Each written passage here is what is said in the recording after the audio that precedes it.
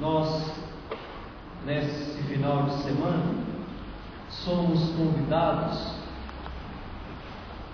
a tomar consciência da realeza de Jesus. Estamos celebrando a festa de Cristo Rei. E ao mesmo tempo, a palavra de Deus vem nos deixar muito claro que essa realeza de Jesus, ela não se dá a partir dos reis, das experiências de realezas do nosso mundo. Ela não se dá a partir daquilo que o homem pensa ser a realeza de Jesus, mas é uma realeza exercida no amor, exercida no serviço, exercida no perdão, exercida na misericórdia. E nós vamos perceber isso ao longo das 3 leituras que nos foram propostas hoje. Primeira leitura, profeta, ou melhor, livro de Samuel. Samuel não é profeta, mas tem características de profeta. É engraçado que esse livro de Samuel foi escrito mais ou menos 1000 anos antes de Cristo, portanto, há mais de 3000 anos atrás, numa época em que as tribos, tanto de Judá como de Israel, elas viviam dispersas. Não tinha um líder que governasse todas as tribos. Às vezes elas se juntavam para se defender contra os inimigos. Às vezes elas guerreavam entre si, tudo de acordo com a conveniência. Essas tribos tinham a observância e o cuidado dos juízes. Os juízes, portanto, não eram os reis das tribos, mas se uniam em torno da arca e ali traçavam o que cada tribo deveria fazer. Portanto, era a fé que unia todas as tribos. Mas acontece que esses juízes foram envelhecendo e não tinham substituto. E o último juiz foi exatamente Samuel, dessa nossa primeira leitura. Então as tribos se reúnem e pedem para Samuel que ele ajude a achar um rei para governar todas as tribos. Samuel é contra, porque para Samuel o único rei de Israel é o próprio Deus. Mas mesmo assim, Deus fala com Samuel, e Samuel vai atrás de Saul e unge Saul como o novo rei. E Saul governa com maestria. Governa com maestria porque tinha o auxílio do seu filho Jonathan. Portanto, é uma realeza que começa muito bem. Só que com o passar do tempo, o rei Saul foi se transformando numa pessoa arrogante. O rei Saul foi se transformando numa pessoa prepotente. Foi colocando as suas infantilidades no seu governo, colocando o próprio Israel em perigo. Então Samuel chama o rei Saul e diz: não conte mais comigo, não tem mais o meu apoio. Aí Samuel vai até Judá e lá unge mais um rei, o rei Davi. Portanto, existiam 2 reis, mas só que Davi foi ungido sem que Samuel soubesse, sem que Saul soubesse. E a história nós já sabemos. Davi vai trabalhar com Saul. Davi começa a exercer uma espécie de general das tropas do rei Saul, e começa a ganhar a admiração do povo. Com isso, Saul começa a perseguir Davi, armava emboscada para Davi. E diz a história que o próprio Saul se suicida quando ele vê o seu filho morto pelos filisteus. E ele se suicida. E com isso o rei Davi fica. Então, nesse contexto está a primeira leitura de hoje, quando todas as tribos elas vão até o Hebron e lá reconhecem Davi como rei de Israel. Gente, em toda a história do povo de Deus, foi a primeira vez que isso aconteceu. Todas as tribos se reúnem em torno de um único rei, o rei Davi. É aquilo que nós chamamos de unificação das tribos. tanto as do norte, cuja capital era Jerusalém, quanto as do sul, cuja capital era Judá. Se reúnem em torno, e o governo de Davi também foi brilhante, foi um dos reis mais importantes que a história já teve. Foi para o povo um tempo de paz, um tempo de prosperidade, um tempo de perseverança. Foi um tempo em que o povo cultuava um único Deus, tanto no Judá como em Israel. Só que com o passar do tempo também, como tudo que tem a mão do homem está sujeito à corrupção, com Davi não foi diferente. Começaram-se as injustiças, começou a corrupção, as infidelidades, os conflitos. E nós sabemos como é que termina a história de Davi. Davi quer dormir com a esposa de um dos seus generais, Urias. Portanto, Deus também não agrada com o comportamento. Tanto é verdade que envia o profeta Natã para exatamente reprimir o comportamento de Davi. É engraçado que, diante de tudo isso, diante dessas crises, diante dessas infidelidades, que com o passar do tempo foi crescendo cada vez mais, o povo começava a sonhar com um descendente de Davi. Era preciso um descendente dessa primeira fase de Davi, porque essa primeira fase foi uma fase de prosperidade, foi uma fase de fidelidade, foi uma fase de compromisso com o Deus único. E durante quase 1000 anos sonharam com a descendência de Davi, com um descendente de Davi que pudesse restaurar todas as coisas de novo. E o descendente de Davi, o próprio Jesus. A nossa segunda leitura, carta de São Paulo aos Colossenses.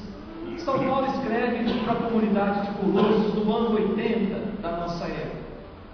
E quando Paulo escreve, a comunidade está em crise.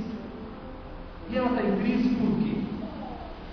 Porque Paulo havia ensinado uma coisa, Paulo havia feito com que aquelas pessoas, os membros daquela comunidade, seguissem determinada linha de comportamento, de pensamento, e de repente começa a aparecer gente dentro da comunidade ensinando um caminho diferente.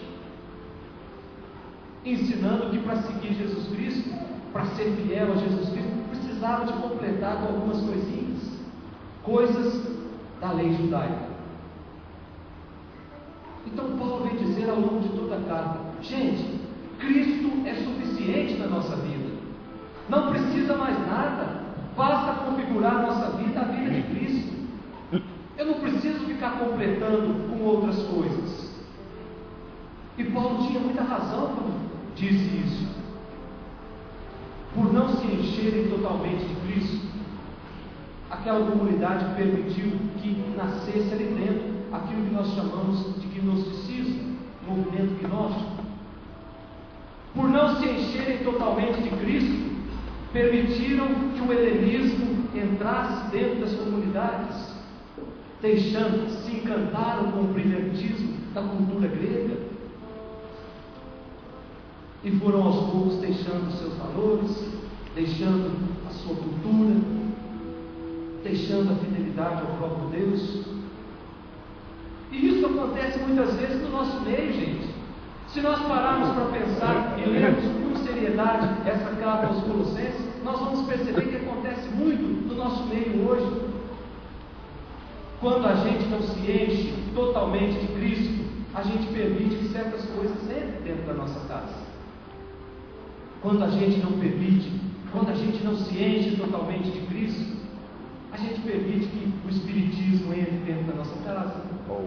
Quando a gente não se enche totalmente de Cristo, a gente vai consultar os horóscopos todo dia cedo antes de sair de casa.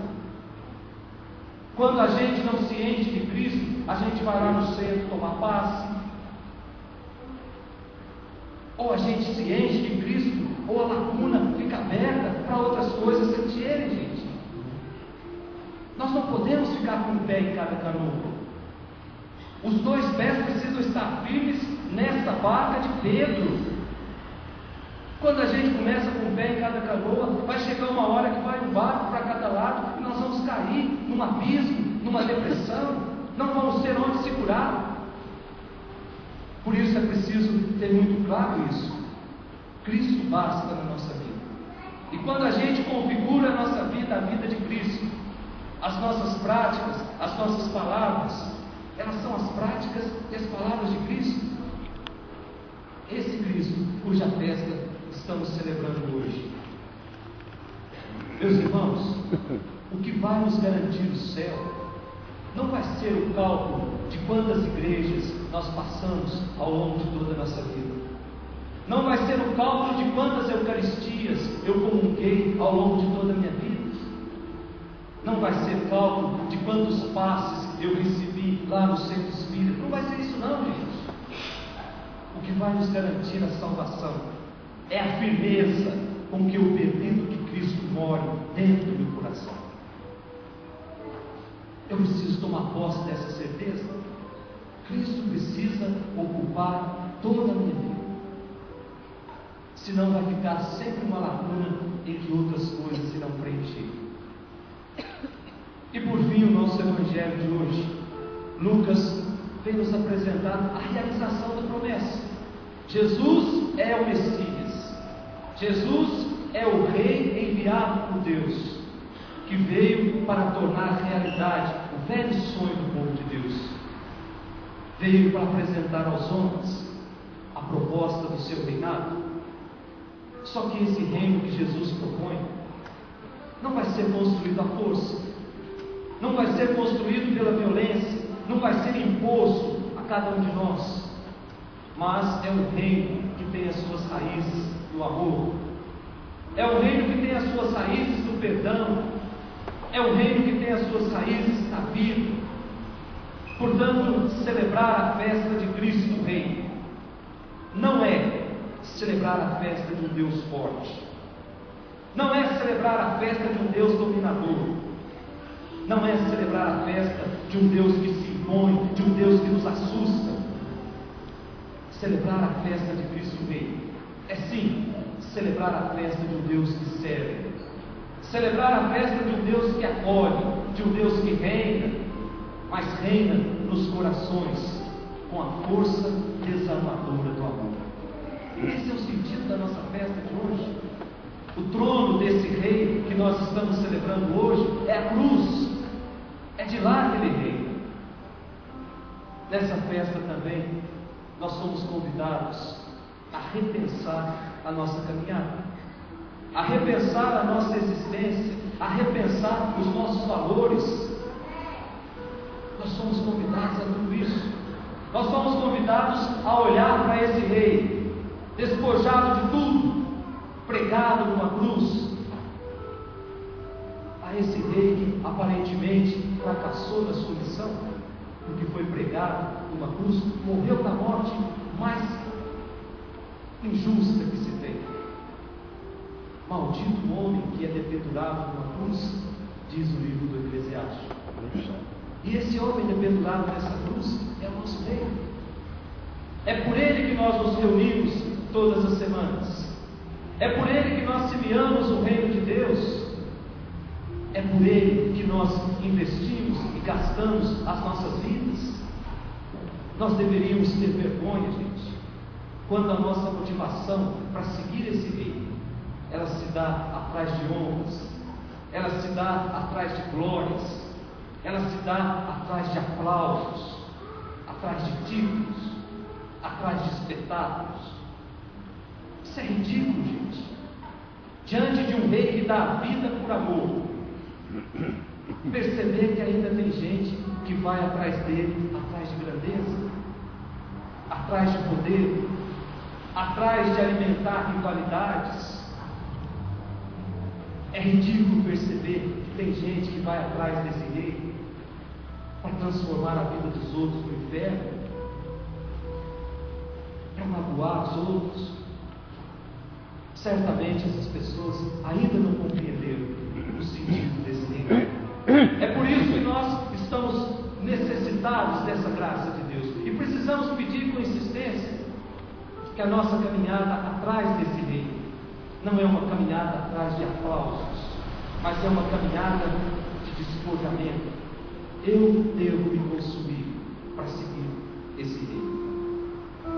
A minha vida, certamente daqui a alguns anos, nem será lembrada, mas o meu compromisso com esse reino não foi atrás de aplausos, não foi atrás de uma vida fácil, mas foi atrás de um projeto.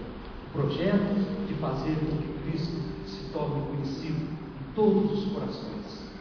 Essa é a nossa missão. Nós somos súditos desse reino. E esse reino nos pede a todo instante: anuncie o meu reinado, para que eu possa de fato ser adorado e ser conhecido nos corações de todos aqueles que me pertencem. Louvado seja nosso Senhor Jesus Cristo. Para sempre seja louvado.